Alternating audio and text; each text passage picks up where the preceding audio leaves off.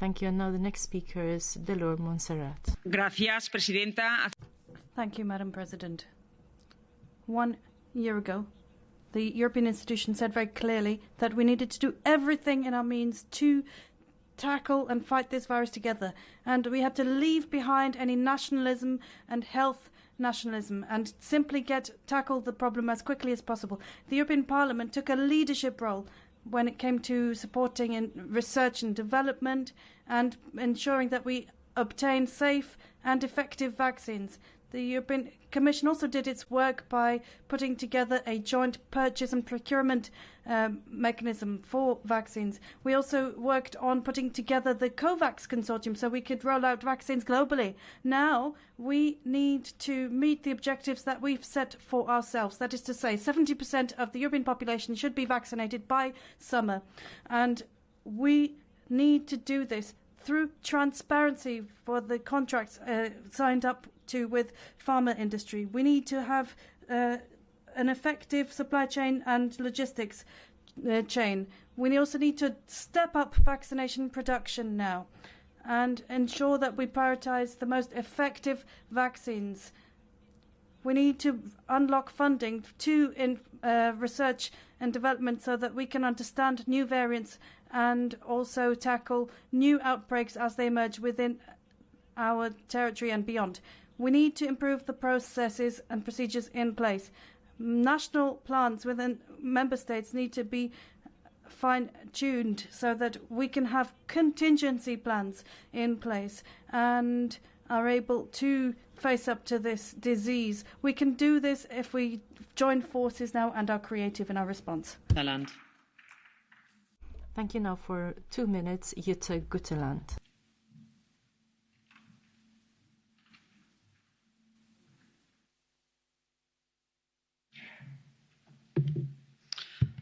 Thank you, Madam President. We are still in a critical phase of the pandemic and Europe's challenges are far from over. There are worrying signs of a third wave and we also see different mutations rolling across our union. And it will hardly come as a surprise as there are concerns that the rollout of vaccine is not proceeding fast enough. Recent setbacks in terms of delay in insufficient production capacity from the company AstraZeneca has mercilessly showed how fragile the situation is. The setbacks raises important questions about production capacity in the EU and how we as a union can avoid being too dependent on one single actor, especially when that actor fails to deliver. I would welcome more clarity on how this situation happened and how the Commission intends to adapt its strategy accordingly to avoid that occurs again in the future. We also need more data on the transparency and the efficacy of the different vaccines in different age groups. I would like to hear more about what the Commission is doing about that. It is clear that our action needs to be stepped up. The Union needs to ensure the amount of vaccine that it is enough for our citizens in our member state. And the public has the right to know what the Commission is doing and know that the Commission doesn't leave any stone unturned. Access continues to be crucial for the success of this strategy. We expect to see concrete action from the Commission to boost the production of vaccine in Europe and EU. Because this is the bottom line. We need to ramp up and stable production for Europe's joint and cooperative strategy to be a success and to reach the necessary vaccine coverage in our member states. The S&D Group stands with the Commission on 100% in this, and you have our full support for the joint procurement process and for make sure that the vaccine is safe and efficacious for the citizens. Thank you. And now for 1 minute, Frederick Ries.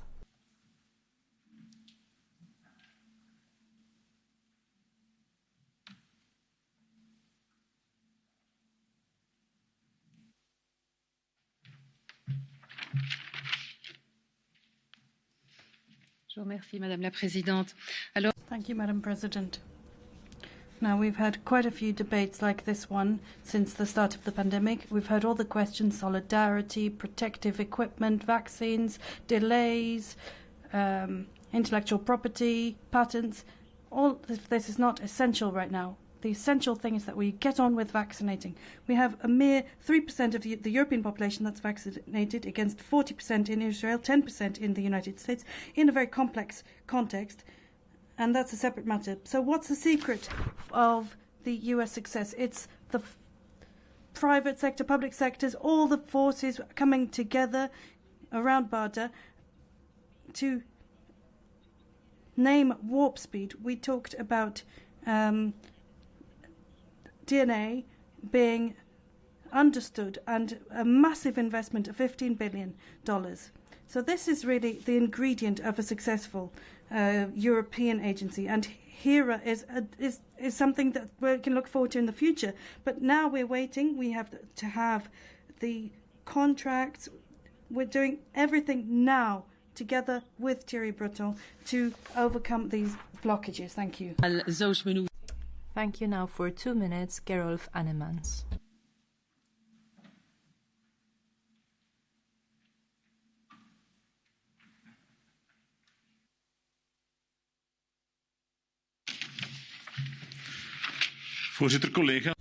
President, colleagues, vaccinations are the best way to limit the economic damage as a result of this pandemic. The decision to abuse this with an infringement when it comes to the health policy of the member states was an outright error. And of course, it was your own initiative, but with Germany, Italy, the Netherlands and France had to sit back and wait. And there's naivety, far too much in the EU, losing time, dragging their feet, and hesitating to take the right decisions based on dogma. All the competence has to be at the European level to have better results. Once again, has been proven wrong by the facts. Member states would have been worse off without the vaccine, but the Commission has not shown that it can hold true to its promise. And in Belgium, the things would be even worse. In fact, this supplies of destroying the masks in Belgium. Many sources have shown, and a greater capability was made available for refugees. Another blunder of the European Union, opening the door wide open to mass migration. And of course, adding insult to injury, a perfect illustration of the blind amateurism that the Commission seems to be crippled by whenever it comes to the UK. Conclusion, the vaccination case is not the first blunder made by this Commission, but it's the biggest of the blunders so far. This second choice Commission would do better to resign, and we should have an entirely new list drawn up. Michel Rivasi al minuta. Thank you. Now we have Michel Rivasi for 1 minute. Présidente et chers collègues, nous avons cherché à... Madam President, colleagues, we are trying to race against the virus to tackle this problem, but the virus is faster than technology and our efforts. We're seeing variants popping up and foiling our vaccination strategies, and we can expect these variants to keep springing up, and they're going to be faster than our capacity. Still, our European strategy for vaccination, which really placed the emphasis on new generation vaccines, needs to be reassessed, and we need to think about traditional vaccination methods as well, and the potential benefits linked to that. We need to ensure that we quickly move forward with DNA sequencing of virus mutants so that we can identify variants and follow their spread. And so my question, how do you wish to develop and reshape EU vaccination strategy? And on transparency, we see you still haven't published the Pfizer and Moderna contract, and we want there to be data open and published on clinical trials. Why is this data available in the US, not in Europe? Thank you. Now, Herd Bourgeois for 2 minutes.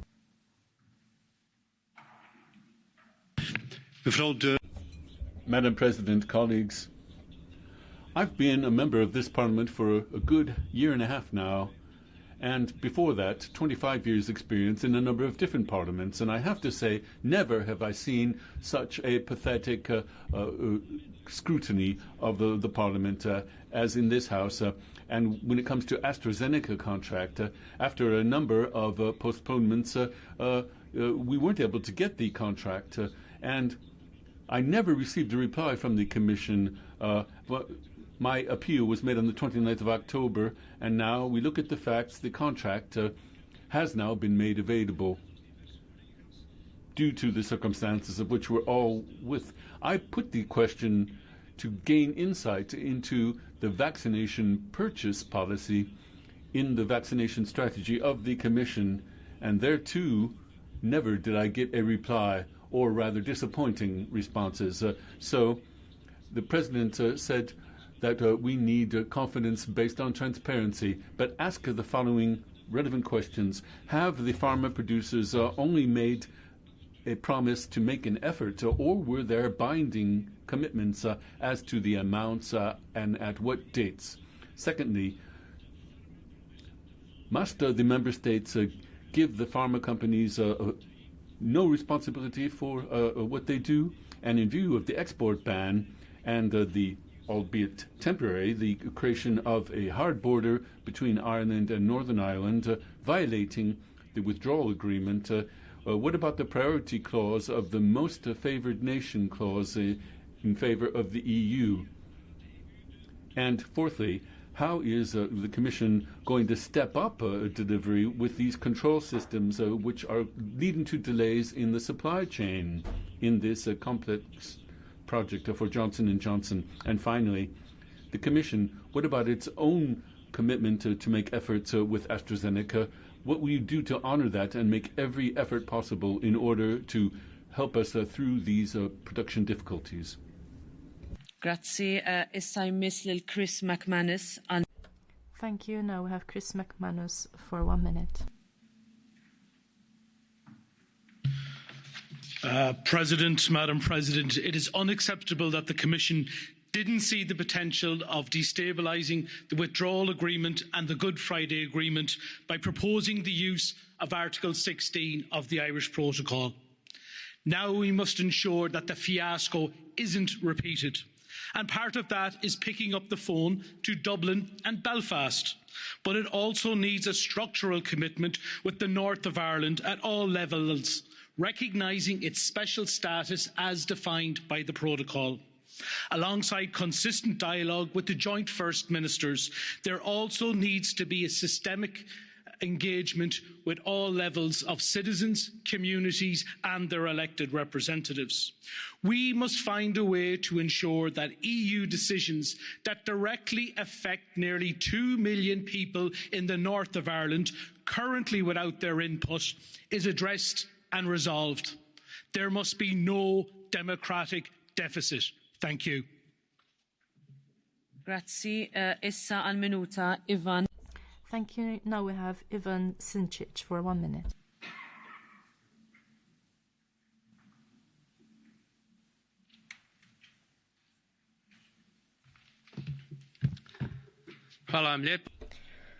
Thank you.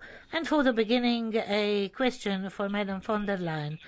Do you think that it is in the interest of the pharmaceutical industry that this crisis ever ends? It is not so much about health as about control and money. If it was about health, then we wouldn't use the diagnostics methods that are unreliable. We wouldn't be postponing the checkups for the cancer patients and so forth. And lockdown and the fear campaign would not be destroying the mental health of our citizens, especially the young ones. We are focusing on the vaccine and the distribution. Why not on the drug, the treatment medicine itself? And it seems that there's no money for that. And also in Croatia, for instance, pensioners refuse the AstraZeneca vaccine because there's not enough information. Shall we be restricting their movement if they reject something that they do not know result of? Thank you. Buzoj għal minuta u nofs. Now we have Christian Buzoj for a minute and a half. Uniunea Europeană se află în fața unei presiuni foarte mari. Vaccinul este singura soluție pentru a ne reduce la minim criza medicală și pentru. Thank you very much. Now we have a health crisis before us, and it's absolutely necessary to provide responses to the questions concerning the efficiency of new vaccinations for the various variants that have emerged. And it is very, very surprising indeed how quickly the pharmaceutical industry responded to the initial need to for vaccinations. So now it is absolutely necessary to work together with for there to be a concerted effort between the pharmaceutical industry and the European Union to be able to move forward as far as the future challenge is concerned, and this more specifically concerning the strains. However, contracts must be respected. Pacta sunt servanda. There has to be agreement and there has to be respect for the agreements that are made, particularly now with the very difficult horizon before us as concerns the variants. Also, export controls. The export control mechanism has to be very carefully implemented to make sure that we have fairness as far as things work out and not work in an egoistic, self-serving fashion. Thank you very much. Thank you now for a minute and a half, Simona Bonafè.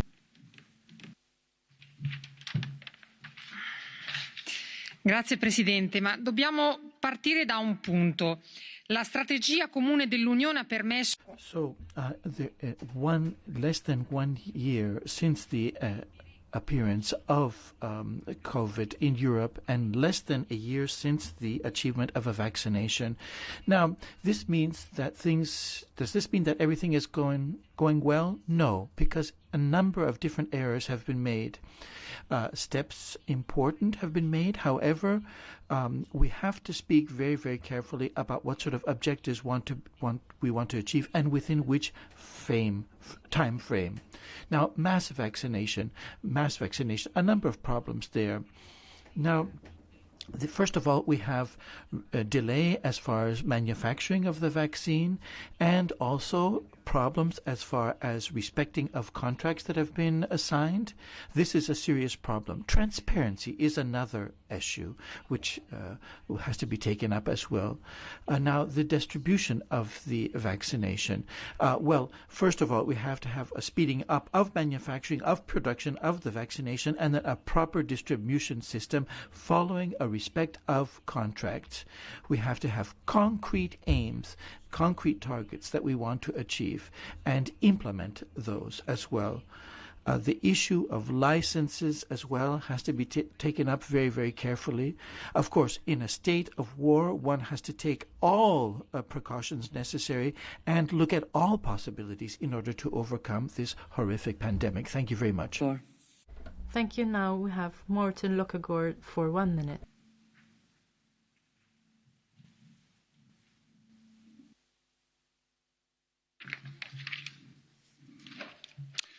President, Commissioner. Der er ingen tvivl om, at coronakrisen. This corona crisis requires collective solutions. There can be no doubt that the member states did better, particularly in the small countries, by purchasing collectively. But the Commission and others, there's a need to recognize what has been done wrong. So I would ask the Commission, can you indicate how you can learn from this criticism? The President has made call for mass production of the vaccines for some time, and I'd like to ask, why did it take so long?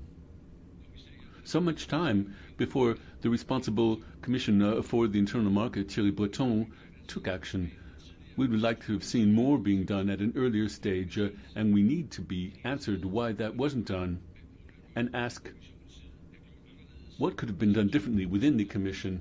I think that we are owed an answer because self-criticism is necessary for us to move forward. Thank you. Issa għal żewġ minuti Peter Kofod. Now for 2 minutes, Peter Kofod.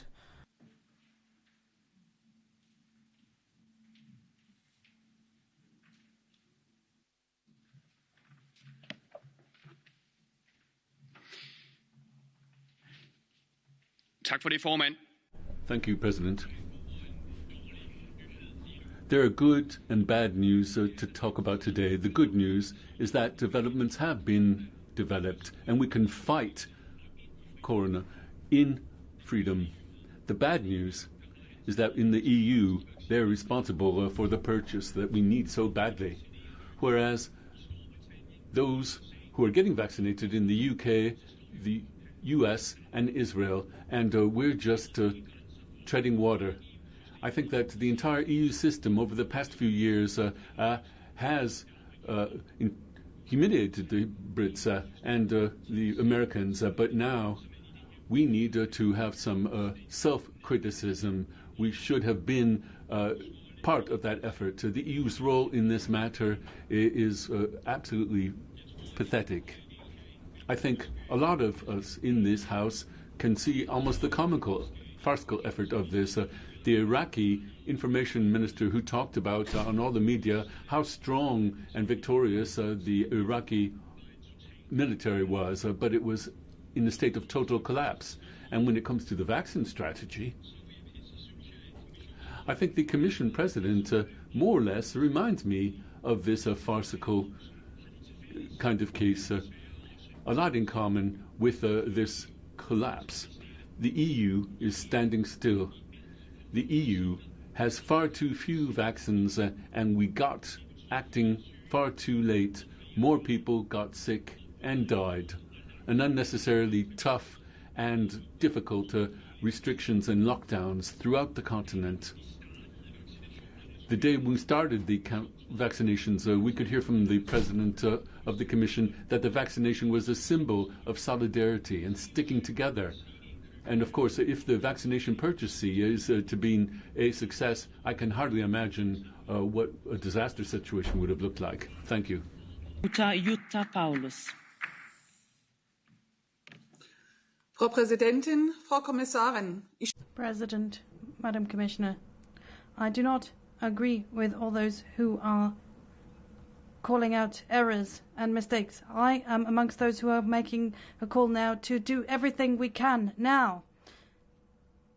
Harvard researchers have found an effective and low-cost substance to combat the disease, and it can be administered via a nasal spray.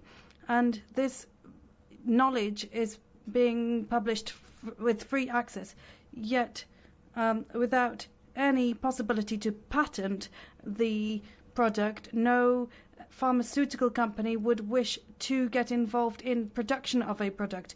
Now, can we understand this situation where the lack of potential profit stands in the way of further developing the treatment options? So I think we need, as an alternative, let the EMA test the new substance, and surely this would be a dream come true.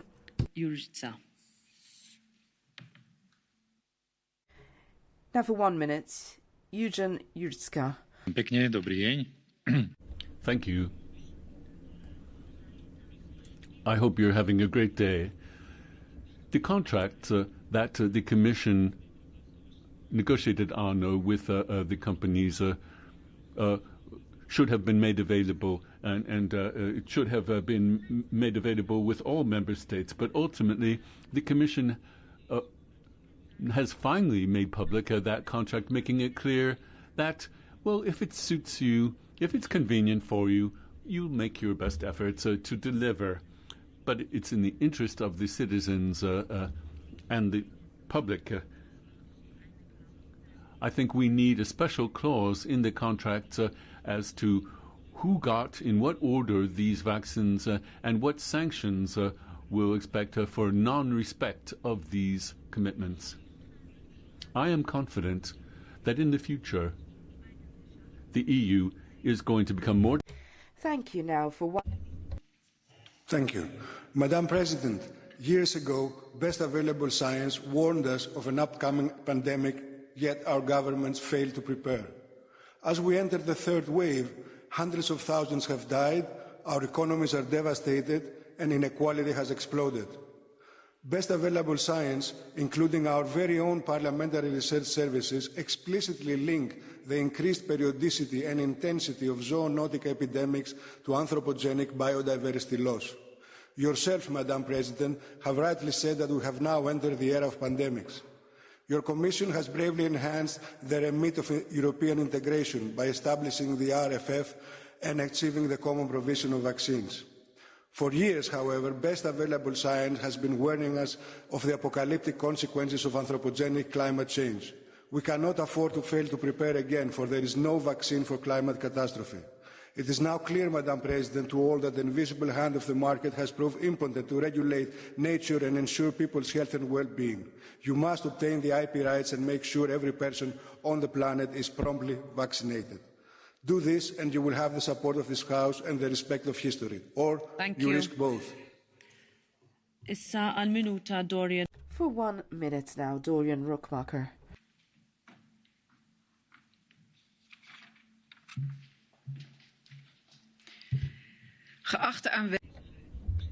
Dear members in the House and Commission, if not thoroughly thought through plans of Borrell going to Moscow are deemed as positive, we could say the same thing when it comes to the Commission strategy on the purchase of vaccines. And when it comes to this conflict with AstraZeneca in particular, of course, the supplier is somebody that we entirely depend upon. What's worse, the border services, Article 16 with Ireland, were just cast aside as an afterthought, and the reputation of the EU has been seriously tarnished. But what's far more important is that the citizens in Europe that depend on you for their vaccinations don't have much of an outlook for a normal life.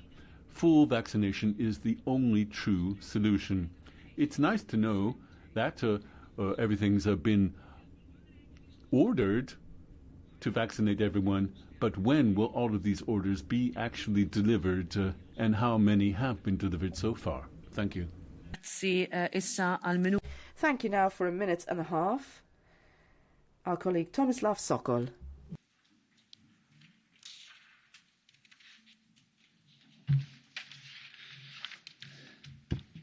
Poštovana potpredsjednice.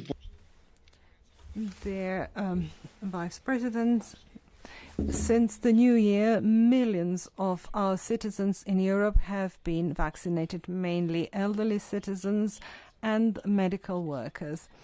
But those who come from smaller states can also benefit from these vaccines, and the European Commission has thus shown that there are no prioritizing between states in Europe, which is very good.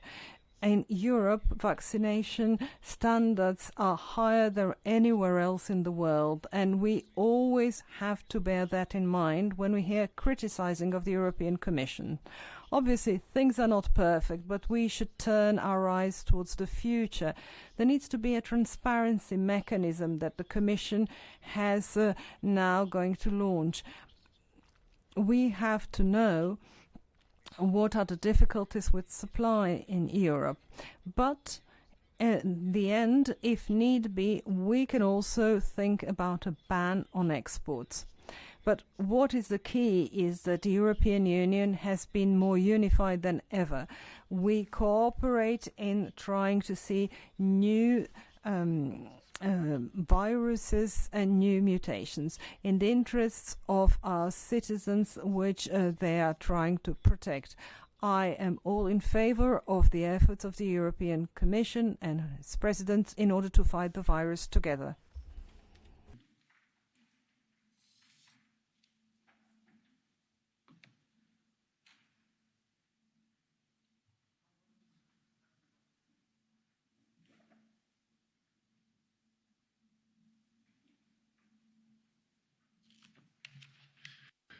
Werte Kolleginnen und Kollegen. My dear colleagues, 10 years ago, at the very height of the Eurozone crisis, a sentence was spoken by Mario Draghi, one that was memorable when he was governor of the ECB. He said, "Whatever it takes, whatever it costs." Colleagues, that is the bar. Let's move away from petty squabbling. I'm not here to attack the Commission. I'm not here to defend the Commission. I simply want to save lives, human lives, and that's what we need to talk about. And if we're not talking about that, then we're missing the point. Of course, it was right for us to procure vaccines jointly in the EU. That was just common sense. No one in their right mind would have done anything else. But yesterday, we gave the green light for a 750 billion recovery plan.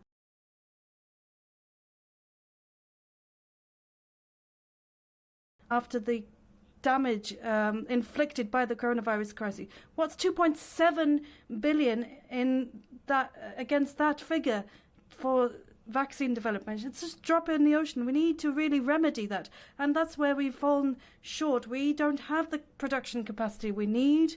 We have to step up production, and yes, it's about Europe, but it's also about the global south. It's only when everyone is protected that we can all be we too can be protected. So we need to work together, we need to cooperate, and we also need to issue production licenses so that humanity can overcome the crisis posed by mutations. Now for 1 minute, Luis Carigano.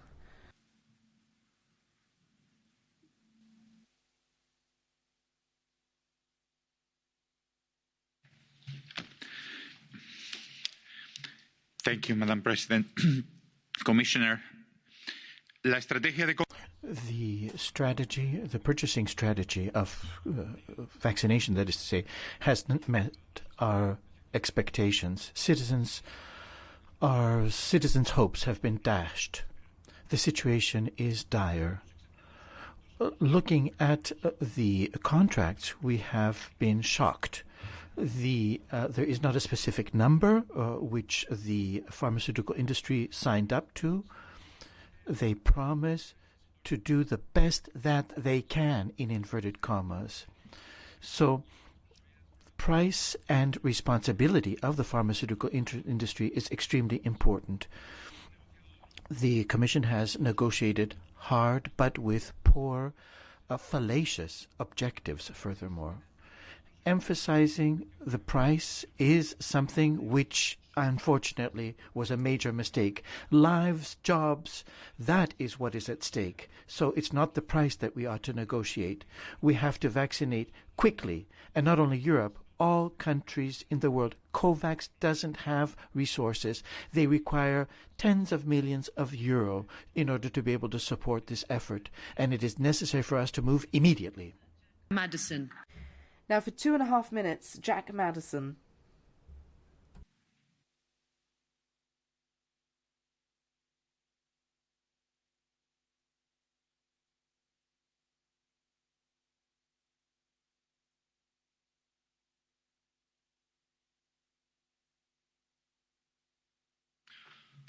Thank you very much, Madam Chair.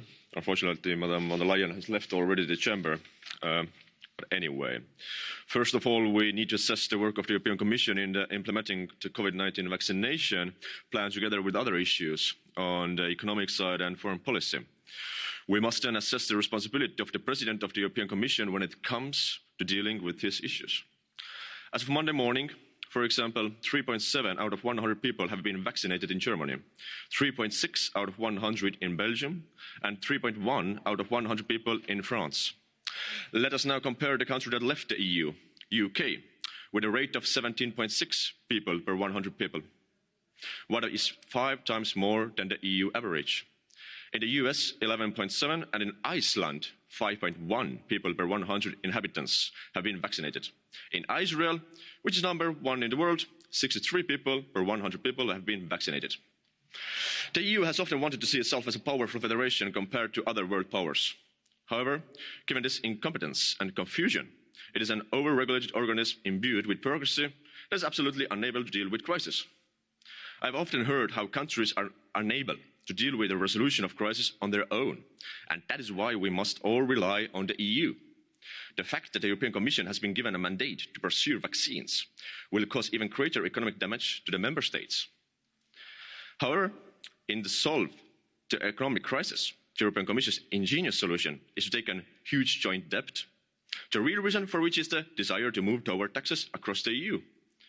In this case, the question arises as to whether the European Commission is enjoying the ongoing crisis, as it is an excuse to offer a solution to the member states, which is the granting of even greater powers to the EU. Is it not a deliberately inflated panic, where people are being frightened by a virus that is killing everyone, even though we know today that the number of deaths is marginal compared to the total number of people infected? It is no secret that the European Parliament and the Commission are largely socialist formations, embodying an ideology in which the central government must guarantee unnatural equality and where the nation states should have nothing to moan about. To top it all off, the European Commission is also unable to cope with foreign policy, as evidenced by the High Representative of the Union for Foreign Affairs and Security Policy going to Moscow, making a fool of himself and allowing the Russian Foreign Minister to mock him, after which the President of the European Commission fails to make any comments. However, the member states are being told that we are united. We'll have a common foreign policy, but our foreign policy will be dictated by Germany and France and the Spanish socialist as well, who has become detached from reality. And in this case, there is no other solution that the President of the Commission has to resign. Thank you very much. Al minuta, Kim van Sparentak. And now for 1 minute, Kim van Sparentak.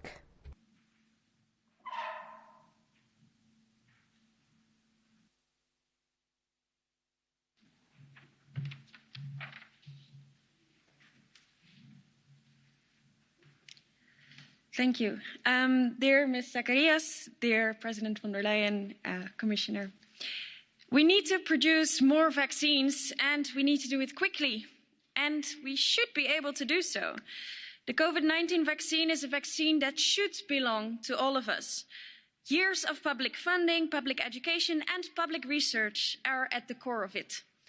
And yes, it is true that pharmaceutical companies developed a vaccine very quickly.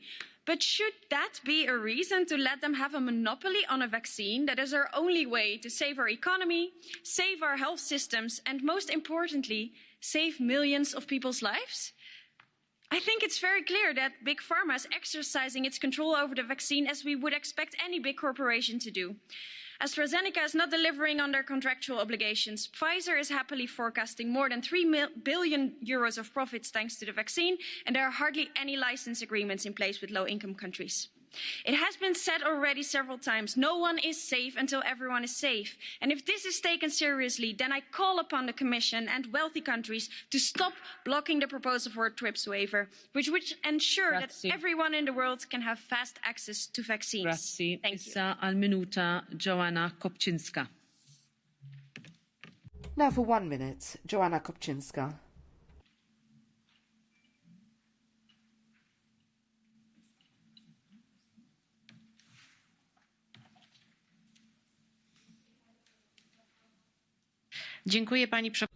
Thank you so much, Madam President, colleagues.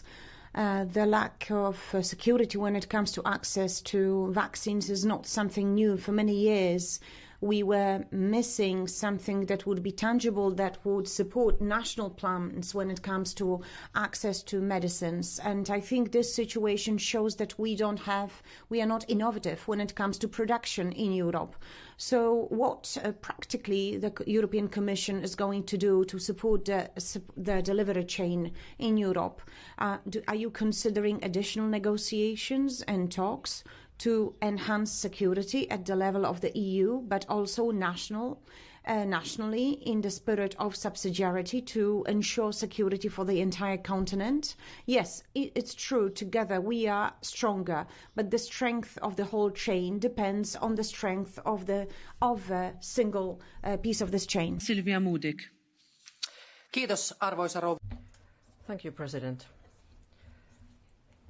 It's only 1 year before the crisis came to Europe, and now we already have several vaccinations. We cannot say that we have totally failed, even though we have problems. We have problems with the deliveries. We have pharmaceutical companies which do not deliver. We need to demand openness from these companies. They have to give us information on the technologies, and we might even consider coercive licenses. It is a mistake to say that 3 contracts have been published. There are so many things that we don't know about these contracts that they are not really public. We have invested 2.7 million public money on the research. Without that money, these companies would not be doing what they are doing now. So we need to have transparency, and we also have to see to it that also poorer countries will be vaccinated.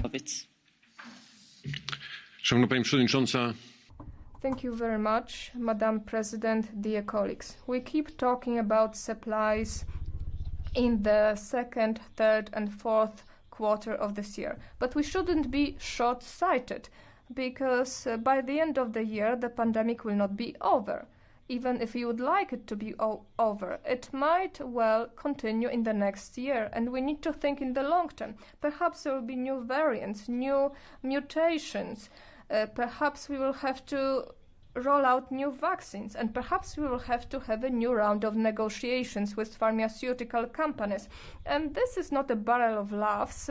This is not a walk in the park, such negotiations. We need to be tough and fight about every comma, especially when it comes to respecting the supplies. I hope the Commission will use all the instruments at its disposal to make the pharmaceutical companies respect their commitments. Apparently some member states are on their own buying vaccines from third member states. Are you negotiating with Russia about Sputnik? Will Sputnik be introduced on the EU market? I would like to know. I welcome the fact that the President of the Commission has said that there would be a contact group and a joint committee. This is good news, but President of the Commission, we want to support you. We want to make your life easier. We want to be involved. The pharmaceutical companies should not dictate Europe what Europe should do. We need to have instruments at our disposal. You are fighting for the lives of the Europeans. We want to help. Grazzi. Ħafna issa għal minuta u nofs Biljana Borzan. Now for a minute and a half, Biljana Borza. Thank you very much. Today we are engaging in a difficult but necessary discussion. Why is the EU lagging behind in vaccination? However, would it not have been much worse if we had to discuss why some member states managed to get all the vaccines, whereas smaller and poorer member states were left empty-handed? Therefore, I still believe that the common procurement of vaccines was a good decision, which of course could have been done better. But what is causing the current problems? If the problem is the human factor, that can be solved easily. However, if the problem derives from limitations of EU structures, the answer lies in systemic solutions. We have to ask ourselves whether the Commission has enough expertise and competencies to lead the procurement, or is it the decision-making process in the Council that is responsible for the delay? Should European Medicines Agency have given its authorization for vaccines sooner? However, there is a clear answer to the last questions. When you have to vaccinate 500 million people with vaccines developed in a record time, shortcuts and gambling are not an option. A serious defect in an approved vaccine would have had catastrophic consequences, not only on the current situation, but also on citizens' trust in science, vaccine and democracy. So I believe there is still enough time to fix this and speed up the vaccination. But if the delay in vaccination forces the EU in autumn into a lockdown again, as opposed to the rest of the developed... Thank you very much. Mikhail Meheshka for 1 minute. Thank you, Chair. Madam President, the EU's vaccination strategy is a tale of two starkly different halves. I mean, on the one hand, it is a testament to the importance of the European Union that we have successfully managed to avoid a bidding war between member states. A European battle for vaccines would have had catastrophic consequences, and especially for smaller member states like mine, like Slovakia. On the other hand, it is now quite obvious that the Commission has committed a number of serious mistakes in negotiating the contracts and managing the supply of vaccines. And pondering an export ban to Northern Ireland, whatever the technical details, has been a PR disaster that the UK government is now trying to exploit to blame the entirety of Brexit problems on the EU. Now, I really hope that the Commission will learn from these mistakes, because the next weeks, the next months, and whether we're able to step up production will be a make or break moment for citizens' trust in the European Union. Thank you very much. Grazie.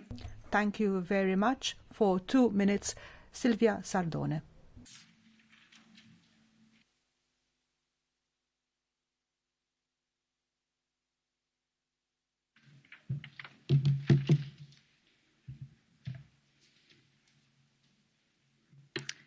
Grazie. Thank you. Madam von der Leyen, I would like to remind you of certain figures concerning the vaccination in the world. 10 million in the UK have received the first dose. Israel, 3 million, 1/3 of the population have received their first vaccination. To compare, 12.5 per every 100 in the UK, 8.5 per 100 in the United States, 2.5 doses per 100 in Europe. The European disaster is quite clear. The Commission is responsible to a large extent, and there has been great criticism exercised on the European institutions. But there has been lack of preparation, poor contract, and in Italy, the situation has been very, very dire indeed. We have a new government which confronts a very difficult situation. In just a couple of months, a number of different contracts have been forged, but we don't know anything about the content of these contracts. There's total lack of transparency. There is no clarity with regard to the content of these contracts. Where does the responsibility lie? So a number of different problems concerning vaccination. Now, you, with regard to the terrible response in Italy, there has been no responsibility taken by any party, by the government of the member state of Italy, nor by the Commission. And Thank you. Now, Margaret Auken for 1 minute. Yes, thank you, Madam President. A lot of criticism on the Commission is unjustified. Nobody could have provided the vaccine more quickly. Of course, the problem was with the slowness of deliveries, and the Commission's contracts not being released was not helpful. But we need a global approach to the vaccine. We need to take it seriously. And in countries that have had problems getting these medicines and personnel. And of course, we have to wait for the AstraZeneca vaccine. So many people are placing their hopes on that, but this could have perhaps a little effect against the South African variant. I think that COVAX is not up to the task. We need to have new access to know-how, clinical data, technology. We know many countries have the production capacity. Many of countries in the WTO support the proposal to suspend the patents. And if we're not part of that, the EU should be supporting that suspension. In terms of health, our economy, and morally, that is something that is highly called for. Thank you. Minuta, Kozma. Kozma Zlotowski for 1 minute.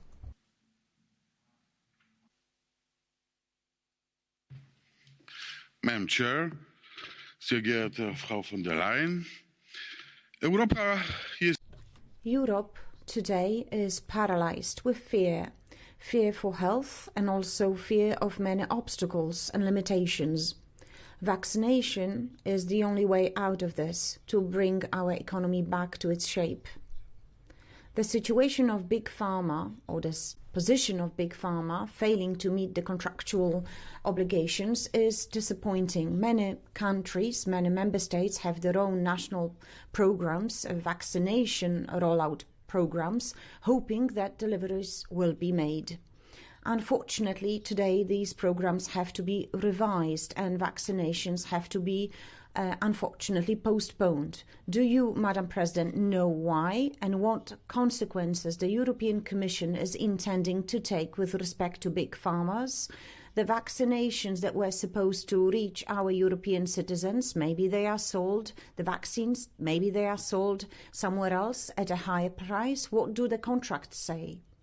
Colleagues, ladies and gentlemen, answers to these questions, I think, is the last resort, the last chance for the European Commission to restore the trust of governments and citizens.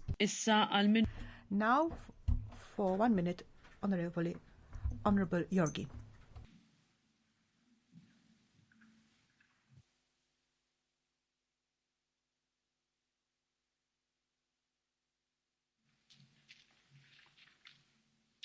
Madam von der Leyen, dear Stella, the pandemic offered an opportunity for Europe to regain some of the credibility it has lost. But without trying to undermine in any way lexically what has been done, I think there has been a certain amount of failure. The joint vaccination policy, unfortunately, was not what it was said to be. And, of course, this has led to a very, very difficult situation indeed. We already find ourselves before a kind of vaccination nationalism. Millions have been provided to the pharmaceutical industry, and they have hold of the vaccination and the patent, and unfortunately they're abusing this position of authority and power. Millions have been lost, and furthermore, the pandemic has had a terrible toll. Millions ill, millions have died. The prospects are terrible. And I would like at this particular point to invite Madam von der Leyen to finally put life above blood, life above all of those other interests that exist out there.